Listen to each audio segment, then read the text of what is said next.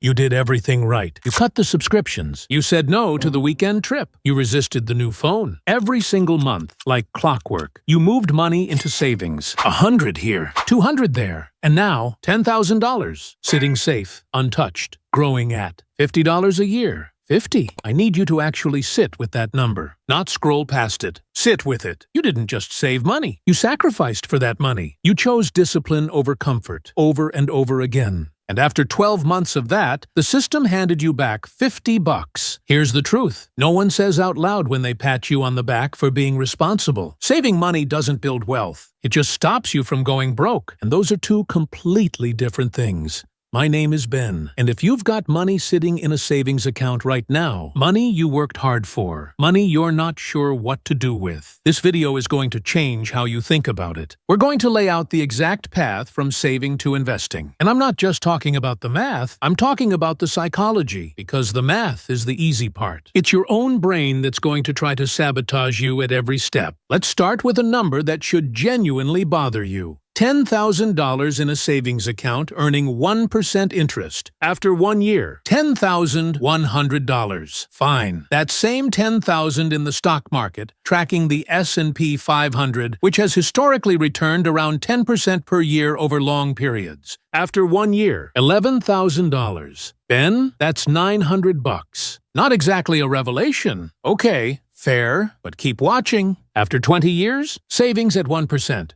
$12,200. Investing at 10%, $67,000. Same money, same starting point. 2 decades. A gap of $55,000. That's not a math problem. That's a life problem. That's the difference between working until you physically can't anymore and actually having a choice. And I want you to think about what that gap actually means in your real life. $55,000 is a down payment on a house. It's 2 years of living expenses when something goes wrong. It's the number that could let you quit a job you hate and not spiral into panic while you figure out what's next. This is not abstract. This is your life, on a completely different trajectory, decided by a single choice made 20 years earlier. And here's the part that kills me the most. The biggest wealth gap in the world isn't usually between people who spend and people who save. It's between people who save and people who invest. People who look completely responsible on paper and are quietly falling behind. So why doesn't everyone just invest? It's not intelligence. It's not access. It's not even money. It's this. Saving feels safe and investing feels dangerous. When your money is in a savings account, it just sits there. Still, predictable. It doesn't drop 12% on a random Tuesday afternoon because some politician gave a weird speech. But investments, they move, and that movement triggers something ancient in your brain, the same alarm system your ancestors used when a predator was nearby. Your brain cannot tell the difference between the market dropping 8% and being in immediate danger. It just pulls the alarm, and here's what makes that alarm especially dangerous. It fires loudest at exactly the wrong moment, when markets are falling and the news is at its most catastrophic. But look at the actual historical record. The crash of 2000, the financial crisis of 2008, the COVID collapse in March of 2020. Every single time, the market not only recovered, it eventually set brand new all-time highs. The alarm fired every time. The market proved it wrong every time.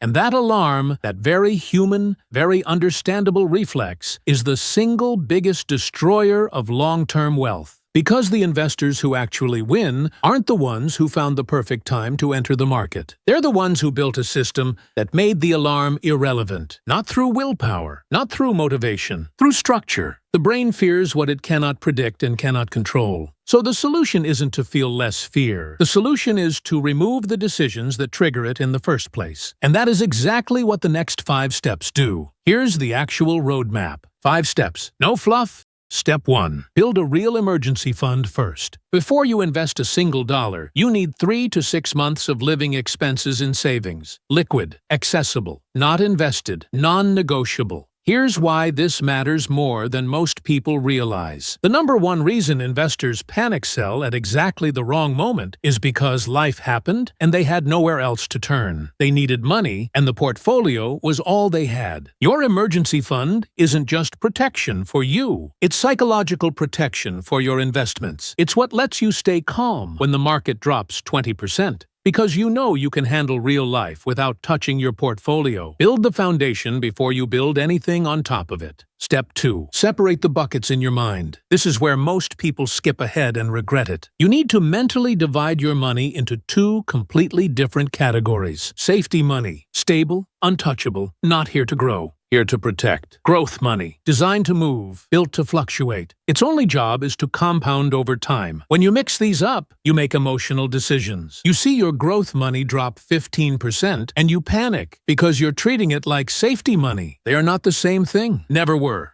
Step 3. Start before you feel ready. Spoiler, you will never feel ready. The perfect moment does not exist. It never has. Most platforms let you begin with $50 or $100. That won't make you rich overnight. That's not the point. The point is to begin the relationship between you and your future wealth, and to prove to your nervous system that investing doesn't instantly destroy everything. Habit before scale, always. There's actually a name for this: dollar cost averaging. You invest the same amount every single month, no matter what the market is doing. When prices are high, you buy a little. When prices fall, you automatically buy more without even thinking about it. You're not trying to time anything. You're systematically removing emotion from the equation. And that is not just a financial tactic. That is a discipline tactic. And discipline compounds just as hard as money does. Step 4. Keep it boring. Boring wins. The beginners who lose fast are the ones who start with day trading, options, crypto speculation, chasing complexity, because simplicity feels like they're not doing enough. The boring strategy? Index funds. One index fund tracking the S&P 500 gives you exposure to hundreds of companies at once. You're not betting on one winner. You're betting on the entire game. Warren Buffett has repeatedly told regular investors to use low-cost index funds. Not because he can't handle complexity, but because he knows that simplicity, compounded over time, beats complexity almost every time. $300 a month, consistently invested, at an average 8% annual return. After 25 years, roughly $285,000. You put in $90,000. The market generated the other $195,000 without you lifting a finger. That is compounding. That is the engine.